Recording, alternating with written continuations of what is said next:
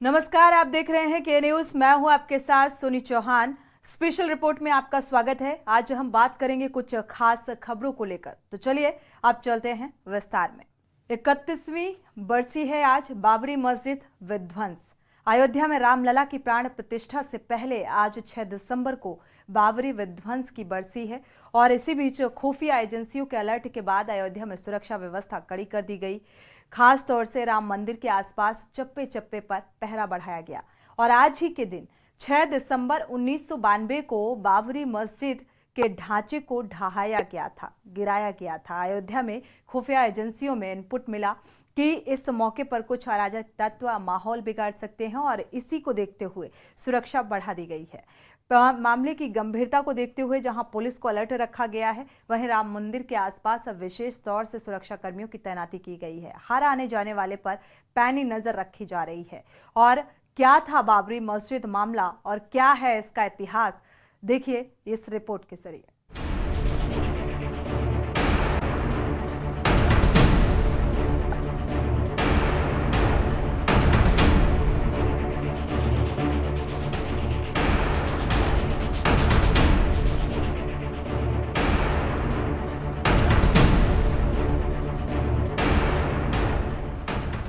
आज 6 दिसंबर को बाबरी मस्जिद विध्वंस की बरसी है, जिसे देखकर हाई अलर्ट जारी किया गया है।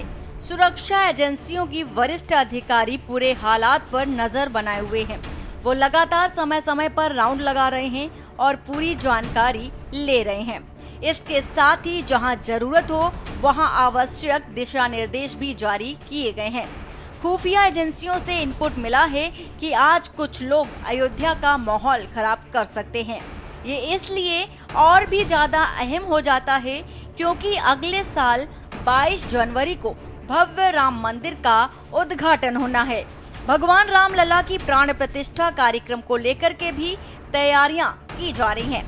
प्रधानमंत्री नरेंद्र मोदी के हाथों रामलला का प्राण प्रतिष्ठा होना है और इस दौरान कई वीवीआईपी मेहमान कार्यक्रम में शामिल होंगे। पिछले दिनों दिल्ली पुलिस की स्पेशल सेल ने आईएसआई के ISIS स्लीपर सेल मॉड्यूल का खुलासा करते हुए यूपी और दिल्ली से आतंकियों को गिरफ्तार किया था। इनसे पूछताछ में इस बात का भी खुलासा हुआ था कि इन्हें राम मंदिर पर हमले का टास्क दिया गया था और इस खुलासे के बाद पुलिस और भी ज्यादा अलर्ट मोड पर है। कल के दिवस के हिसाब से हमने सुरक्षा व्यवस्था के अनुसार विभिन्न जगहों पे अपनी व्यवस्था की गई है, जिसमें जनपदीय पुलिस के अलावा हमको रेंज व जोन के जनपदों से अतिरिक्त पुलिस बल प्राप्त हुआ है। हमको PSC की कंपनीज प्राप्त हुई हैं, हमको SSB की कंपनी प्राप्त हुई है, पैरामिलिट्री कंपनी प्राप्त हुई है। इन सबको लेकर के व्यापक पुलिस व्यवस्था बनाई गई है। इसके अलावा विभिन्न जितने भी हमारे क्षेत्र हैं उनमें checking extra AS check team के द्वारा काफ़ी समय से हमारे अयोध्या धाम क्षेत्र में विभिन्न सेक्टर रूप में एरियाज़ को डिवाइड करके AS चेकिंग चल रही है। हमारी होटल ढाबा की चेकिंग चल रही है।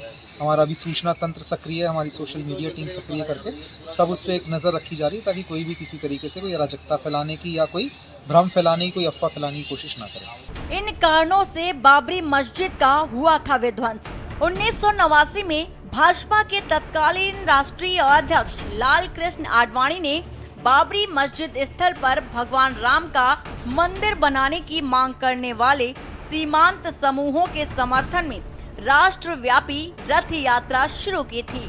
ये यात्रा देश भर में सैकड़ों कार सेवकों को संगठित करने में सफल रही, जो बाद में अयोध्या में उतरे थे।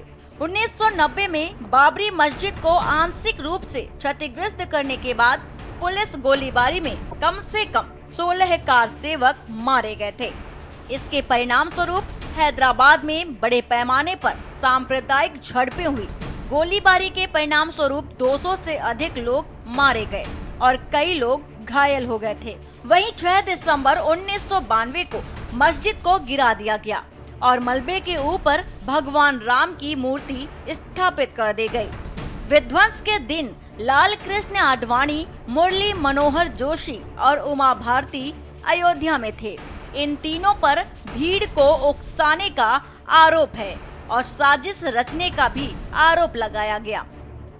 देखिए, आज 6 दिसंबर यह सनातनी वीरों के पराक्रम का दिवस है, जिसको शौर्य दिवस के रूप में हम लोग मनाते हैं। विदेशी आक्रमणकारी मुगल आक्रांता बाबर के द्वारा मर्यादा पुरुषोत्तम भगवान श्री राम के मंदिर को तोड़ करके उन्हीं के मलबे से जो बनाया गया ढांचा था, हमारे सनातनी वीरों ने, हिंदू वीरों ने आज ही के दिन इन्हीं 6 दिसंबर को ध्वस्त कर दिया था। तब से हमारे सनातनी 6 दिसंबर को शौर्य दिवस के रूप में मनाते हैं और जो बाबर की औलादे हैं वह 6 दिसंबर को ब्लैक डे यानी काला दिवस के रूप में मनाते हैं। और यह यादगार रहेगा कि हम किसी को छेड़ेंगे नहीं और छेड़ने वाले को छोड़ेंगे नहीं। और लोग सुधर जाएं, बड़ा सुधार भी दिया जाएगा, क्योंकि हम अहिंसावादी हैं, हम सत्य पर चलते हैं, हम वसुधैव कुटुंबकम के अनुयायी हैं, हम विश्व कल्याण की भावना रखते हैं। लेकिन जो हमारे ही सनातनियों के साथ में जो छल करने वाले लोग हैं, लव जिहाद करने वाले लोग हैं, जो हमारे मठ मंदिरों को तोड़ने वाले लोग हैं, जो हिंदू संपत्ति को कब्जा करने वाले लोग हैं, वो अपना नजरिया बदल लें, क्योंकि अभी तक इनको भाई माना गया था। किसी भी कीमत में ये भाईचारे में खरे नहीं उतरे, इसलिए इनका देखा गया कि डायरेक्ट एक्शन डे को भी हम लोगों ने झेला। हमने 1990 हिंदू नरसंहार कश्मीर को झेला। हमने जो है श्रद्धा जैसे कांड भी जो है ये कह करके हमने सोचा कि हो सकता है सुधर जाए, लेकिन ये सारे के सारे पाक परस्त लोग अगर ये देश विरोधी गतिविधियों से नहीं उबरे तो इनको या तो ये देशभक्त बन जाएंगे, नहीं तो इनको फिर सही जगह पहुंचाया जाएगा। राम जन्मभूमि बाबरी मस्जिद मालिकाना हक का मुकदमा सुप्रीम कोर्ट में लंबित है, जो जनवरी में सुनवाई का कार्यक्रम तय करेगा। सीजेआई की ओर से फैसला पढ़ने वाले न्यायमूर्ति अशोक भूषण ने कहा कि पीठ को उस संदर्भ का पता लगाना चाहिए जिसमें 5 न्यायाधीशों ने 1994 का फैसला सुनाया था। बाबरी मस्जिद को 6 दिसंबर 1992 को कार सेवकों द्वारा ध्वस्त कर दिया गया, जो कि विवादित स्थल पर राम मंदिर के लिए भाजपा और हिंदू संगठनों के आंदोलन के हिस्से के रूप में एकत्र हुए थे। अयोध्या में राम मंदिर निर्माण की बढ़ती मांग के बीच बाबरी मस्जिद विध्वंस की बरसी पर शहर में सुरक्षा कड़ी कर दी गई। 5 साल पहले बाबरी मस्जिद विध्वंस की 26वीं बरसी पर कई राजनेताओं के बयान आए थे, जिन्होंने इस घटना को अपने अपने अंदाज में परिलक्षित किया था।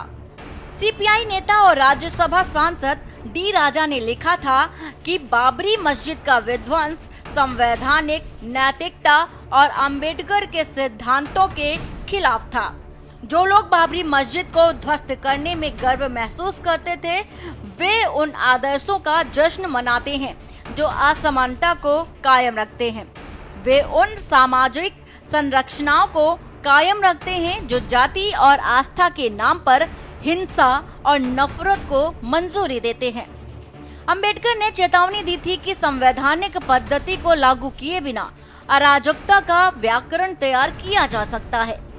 जिस तारीख में बाबरी मस्जिद को न शहीद किया गया बल्कि सुप्रीम कोर्ट की धज्जियां उड़ाई गई थी, उस आर्डर्स का जिस पे कहा गया था कि कुछ नहीं होगा और संविधान की धज्जियां उड़ाई गई थी। उसके साथ साथ अयोध्या में हम लोगों के सारे घरों को जला दिया गया था। यहाँ के करीब 17 मुसलमानों को शहीद कर दिया गया था। उस दिन को तो कभी अयोध्या का मुसलमान भूल ही नहीं सकता है। ऐसा दिन कभी ज़िंदगी में कभी किसी के नहीं देखा गया होगा।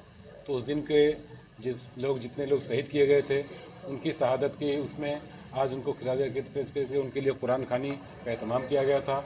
जनाब हाजी महबूब के जानिब से टेढ़े बाजार मस्जिद में जो अंजुमन मुहाफिज मसाजिद मकाबिर कमेटी का है, हमेशा होता चला आया है और कमेटी के सदर हाजी महबूब साहब के जानिब से ये प्रोग्राम हर साल चलता है कुरान खानी का, जिससे लोगों के लिए दुआएं की जाती है।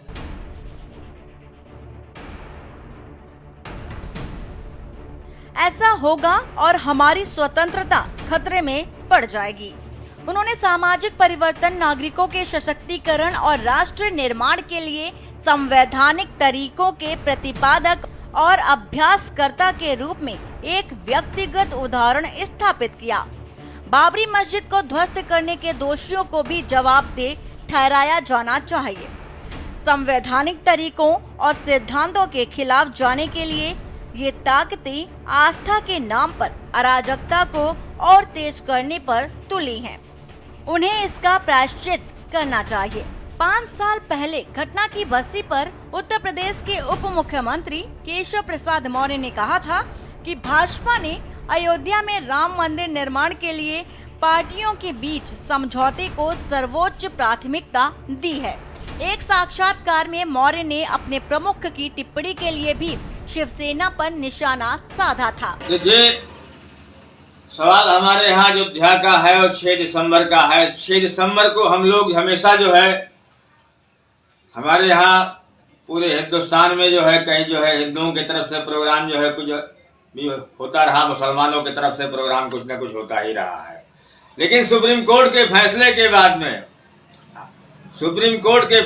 बाद में हमने कोर्ट का सम्मान किया। मुसलमानों की तरफ से आज जो है जो कुछ भी हो रहा है कहीं न कहीं कुरान खानी लोग करते हैं और हिंदुओं की तरफ से कहीं सौर दिवस मनाया जाता है। अच्छी बात है, हम दोनों को अच्छा मानते हैं, क्योंकि जो है हम लोग मुकदमे के फैसले के बाद हम लोग जो है राजनीति की बात नहीं करते। हम राजनीति में उसको लाना चाहते हैं। जो कुछ भी जो है सुप्रीम कोर्ट ने किया हमने उसका सम्मान किया। आज मंदिर का काम पूरा हो चुका है, मंदिर बनने जा रहा है, प्राण प्रतिष्ठा की जो है पूजा होने जा रही है। माननीय प्रधानमंत्री जी आ रहे हैं, अच्छी बात है, क्योंकि हमारे देश में जो है जो कुछ भी हो वो श्रद्धा भी है और लोगों की आस्था भी है और हिंदू मुसलमानों का सहयोग भी है। उन्होंने कहा था कि कोई भी रामलला को जेल में बंद नहीं कर सकता। मैं राम जन्मभूमि आंदोलन का एक उत्पाद हूँ। रामलला को कोई जेल में बंद नहीं कर सकता और कोई भी मंदिर के निर्माण को नहीं रोक सकता। इसके साथ ही उद्धव ठाकरे द्वारा लगाए गए आरोप सच्चाई से रहित हैं। रामलला अनादि अनंत है और उसे जेल में कैद करना असंभव है। उन्होंने ये भी कहा कि भाजपा सुप्रीम कोर्ट के फैसले के अनुसार ही आपसी सहमति के माध्यम से राम मंदिर के निर्माण के पक्ष में है और यदि दोनों विकल्प समाप्त हो जाते हैं तो विधायी मार्ग का पता लगाया जाना चाहिए। भाजपा सर्वोच्च प्राथमिकता देती है। मंदिर निर्माण का मार्ग प्रशस्त करने के लिए एक समझौता है। मौर्य ने कहा था कि विवादित ढांचे का विध्वंस बहस का विषय नहीं है। कार सेवकों का संघर्ष स्वर्णिम अक्षरों में अंकित है। उन्होंने कहा था कि देश के लोग जानते हैं कि ये विहिप ही थी जिसने राम जन्मभूमि के लिए संघर्ष किया और सिर्फ संघर्ष किया। अयोध्या में बाबरी मस्जिद के विध्वंस के 26 साल बाद यानी कि 2018 को पश्चिम बंगाल के मुख्यमंत्री ममता बनर्जी का भी बयान आया था। उन्होंने लोगों से देश के धर्मनिरपेक्ष ताने बाने को बनाए रखने को भी कहा था। देश की तुलना मानव शरीर से करते हुए बनर्जी ने ट्वीट किया था कि जैसे एक मानव शरीर सभी अंगों के बिना अधूरा है, वैसे ही भारत सभी समुदायों, धर्मों, जातियों, पंथ और लिंग के बिना अधूरा है। आइए हम भारत के धर्मनिरपेक्ष ताने बाने को बनाए रखने का संकल्प लें। उन्होंने ये भी कहा था कि 6 दिसंबर को पश्चिम बंगाल में सहमति दिवस के रूप में मनाया जाता है। शहर की सुरक्षा व्यवस्था को और टाइट कर दिया गया है। स्थानीय प्रशासन ने सुरक्षा की मॉनिटरिंग की है और हर जगह पर पुलिस सुरक्षा बलों की तैनाती की गई है।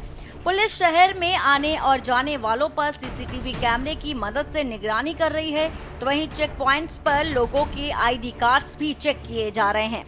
इसके अलावा अयोध्या के विभिन्न जगहों पर वाहनों की भी पूरी जांच और पड़ताल की जा रही है। अयोध्या के एसएसपी राजकरण नैयर ने आम लोगों से किसी भी तरह की अफवाह न फैलाने की अपील की है। साथ ही कहा है कि अयोध्या के विभिन्न हिस्सों में पुलिस बल की पूरी तैनाती की गई है और वो किसी भी स्थिति में निपटने के लिए तैयार हैं। आसपास के जिलों की पुलिस को भी सुरक्षा के लिए बुलाया गया है। इसके अलावा प्रादेशिक आर्म्ड कांस्टेबलरी यानी कि पीएसी के जवानों की भी तैनाती की गई है। किसी भी तरह की घटना पर तत्काल रिस्पांस देने के लिए पुलिस की एक कॉमन व्यवस्था बनाई गई है ताकि सुरक्षा बलों को कोऑर्डिनेट किया जा सके। पुलिस के सीनियर अधिकारियों ने बताया है कि बाबरी मस्जिद विध्वंस की बरसी को देखते हुए सोशल मीडिया पर भी नजर रखी जा रही है। इससे किसी भी तरह की अफवाह को रोकने में मदद मिलेगी। अधिकारियों ने भी बताया है कि हमारा सूचना तंत्र और सोशल मीडिया टीम पूरी तरह से एक्टिव है। हम किसी को भी अफवाह फैलाने की छूट नहीं दे सकते। एसएसपी ने कहा कि हमारी पुलिस हर स्थिति से निपटने में सक्षम है। जानकारी के लिए बता दें कि 6 दिसंबर 1992 को अयोध्या में पहुंचे लाखों कार सेवकों ने बाबरी मस्जिद को ढा दिया था। इसके बाद देश के कई हिस्सों में सांप्रदायिक दंगे हुए, जिसमें करीब 1000 लोगों की मौत हो गई थी।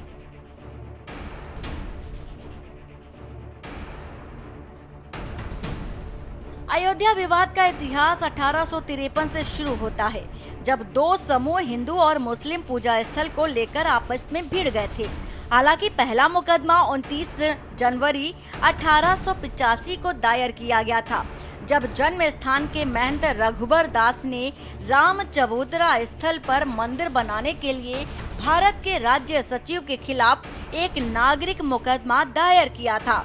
स्वतंत्र भारत में पहला मुकदमा 1949 के बाद दायर किया गया और 1959 में निर्मोही अखाड़ा ने विवादित स्थल पर दावा करते हुए मुकदमा दायर किया।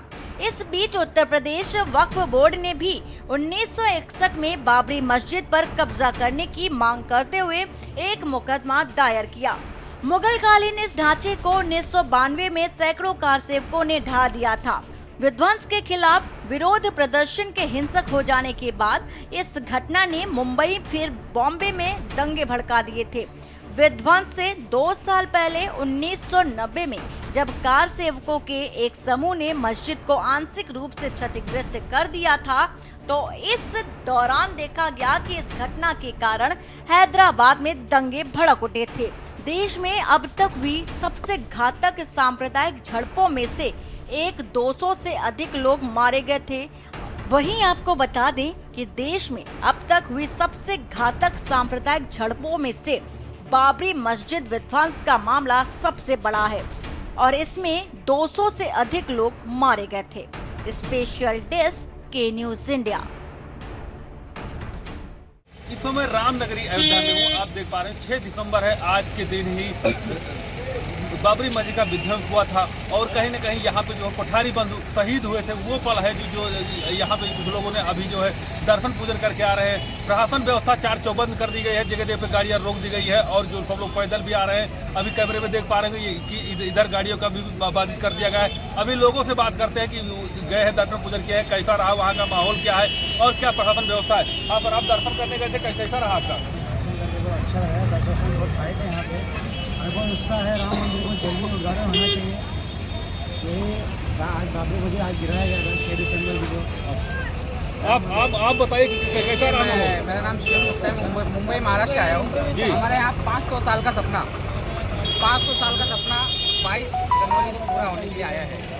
हमें ये सुनकर बहुत खुशी होती है, इसलिए हम मुंबई से आए दर्शन करने। मुंबई से आए? राम भगवान का मुंबई से दर्शन के भगवान रामलला की आपने वहाँ दूर से देखा होगा, मंदिर कैसी बने, भव्य किस तरह बन रही है? वहाँ का हम यहाँ का दृश्य देख के यहाँ तक पहुँचे हैं। हमें भगवान का हमने यहाँ पे आकर्षित किया है। हम उनके बहुत बहुत आभारी हैं कि हमें यहाँ पे दर्शन का मौका मिला है। भाई साहब आप बताइए कि आप आए यहाँ पे दर्शन किस तरह रहा?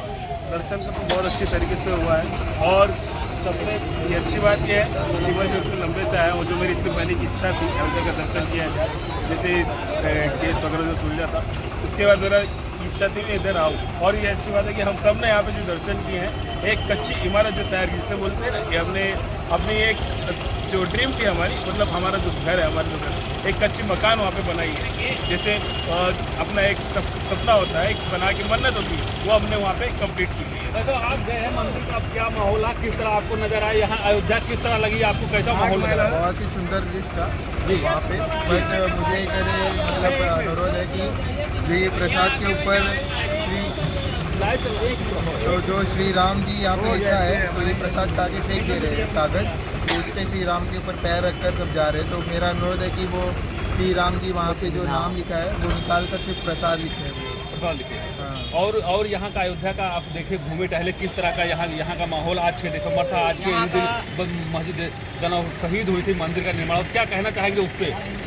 बहुत ही उत्साहित है कि जल्दी से जल्द अरे राम मंदिर बने और हम इसका पुनः दर्शन करें। जैसा कि आपको बताते चले, ये वो अयोध्या है, त्रेता युग की अयोध्या है, अपने तरफ से आकर्षित होने वाली अयोध्या है और धीरे धीरे करके अपने परिवर्तन होती जा रही नजर आ रही। और यहाँ पे जो शासन व्यवस्था है 6 दिसंबर की, बहुत चार चौबंद कर दी गई है, जगह जगह पर डायवर्जन किए गए हैं। जो गाड़ियाँ हैं वो आप कैमरे में देख पा रहे हैं, लोग पैदल आते हैं, यहाँ पे जाकर के दर्शन पूजन कर रहे हैं और अपने जीवन को धन्य बना रहे हैं। यहाँ की जो प्रशासन व्यवस्था बहुत चार चौबंद कर दी गई है, जगह जगह पर व्यवस्थाएं अलग अलग से रूट डायवर्जन किए गए हैं कि लोग पैदल आए और दर्शन पूजन करें, क्योंकि यहाँ पे आज के ही दिन बाबरी मस्जिद शहीद हुई थी और यहाँ 6 दिसंबर के होते हुए यहाँ पे प्रशासन व्यवस्था चार चौबंद कर दी गई है।